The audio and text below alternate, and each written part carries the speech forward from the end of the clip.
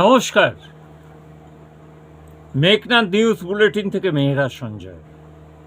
আজকে বলার অনেক কিছু আছে, কিন্তু অনেক কিছু বলা যায় না, কারণ সারা পৃথিবীতে যত রাষ্ট্রনায়ক এসেছেন প্রথমেই তারা কাদের কণ্ঠরোধ করেছেন জানেন? সংবাদ মাধ্যমের, প্রেসকে। কারণ হচ্ছে যে তারা জানেন যে প্রেসকে যদি কন্ট্রোল না করা যায় সব দুর্মুষ। পুলিশকে কন্ট্রোল করা যায়, কিন্তু প্রেসকে কন্ট্রোল করা যায় না। এই বিষয়টা প্রথমেই ভেবেছিলেন প্রথমের দিকে ওই কংগ্রেস, তারপর যখন বামফ্রন্ট এলো, বামফ্রন্ট অতটা গুরুত্ব দিত না।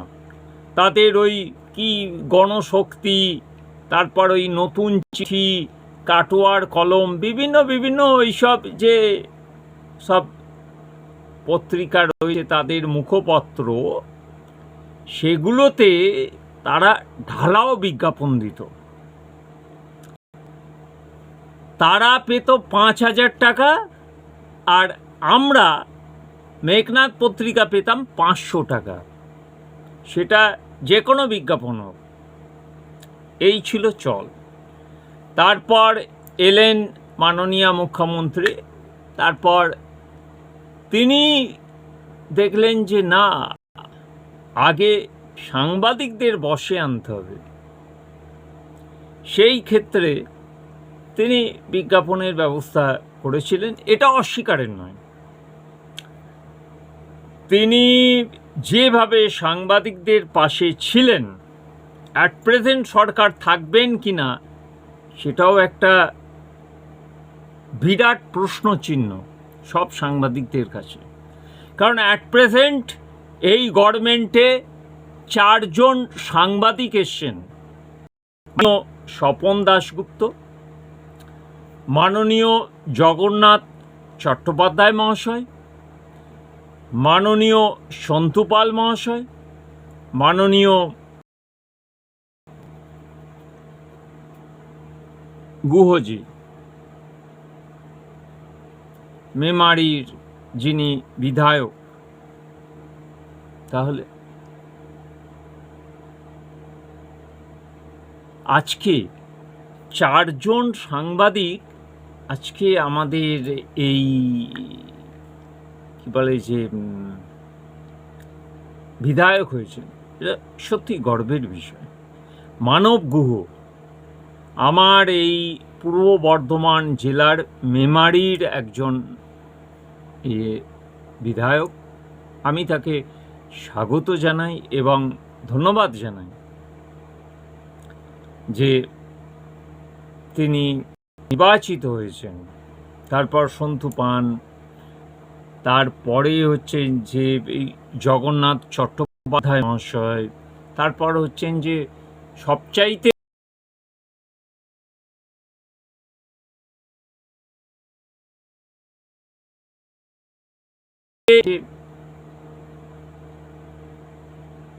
স্বপনবাবু। নমস্কার স্যার, জিতেছেন, ধন্যবাদ। বিষয়টা হচ্ছে এই জায়গায় সৌজন্যতা সবসময় প্রকাশ করতে হয়। তাদের কাছে তো এবার আমাদের যা মানে আমরা মানে সাংবাদিকরা যে জায়গায় মানে কি বলবো, যে প্রতিকূলতার মুহূর্তে পড়ব, সেখানে আপনাদেরকে জানাবো। কিন্তু আমি at present Bardhaman central press ক্লাবের সম্পাদক। আমার যিনি সভাপতি তিনি হচ্ছেন রানা সেনগুপ্ত, এককালে আনন্দবাজার পত্রিকা বর্ধমানের তিনি রিপোর্টার ছিলেন।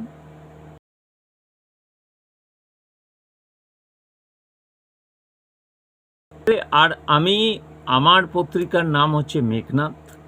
আগেই মেঘনাদ নিউজ বুলেটিন বলে দিয়েছি সবাইকে যে বিষয়গুলো দেখবেন। আজকে যেটা প্রেস অ্যাগ্রিগেটেড কমিটি আপনারা ভেঙে দিয়েছেন, ঠিক আছে, কিন্তু আমাদের এই কার্ডের তো আর বৈধতা নেই, এটা তো বাস্তব কথা। আর একটা বিষয় হচ্ছে, যেটা হচ্ছে যে এই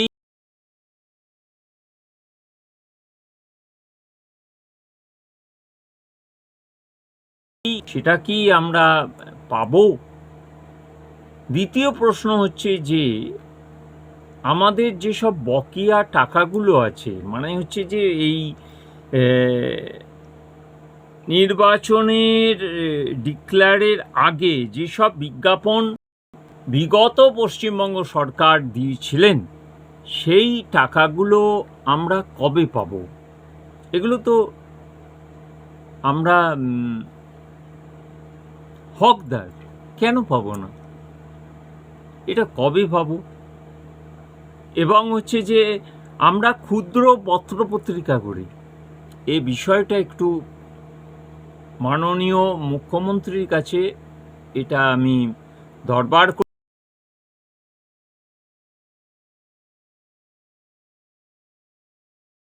হয়েছেন, তাদের কাছেও আমরা সেন্ট্রাল প্রেস ক্লাবের তরফ থেকে যে এটার বিষয়ে একটু নজর দিন। দুস্থ সাংবাদিকরা আর পেপার বার করতে পারবে না, কারণ হচ্ছে যে যে পরিস্থিতি সকলেই বোঝেন তো, যে ক্ষুদ্র পত্রপত্রিকা চালিয়ে সংসার চলে না।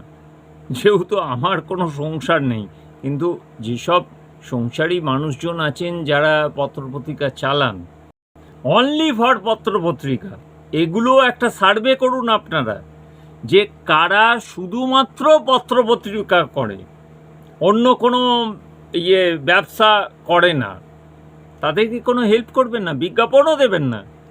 এটা তো আমাদের মোটো। কারণ কেন দেবেন? শুধু আমরা পত্রপত্রিকা করি যারা, তাদের জন্যে আপনারা কি করছেন সেটা একটু দয়া করে জানান। আর ওই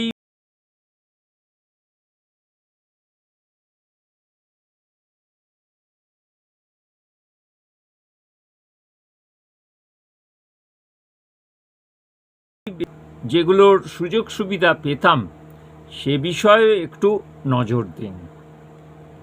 ধন্যবাদ। ওম নমঃ শিবায়। মাতা কামাখ্যা।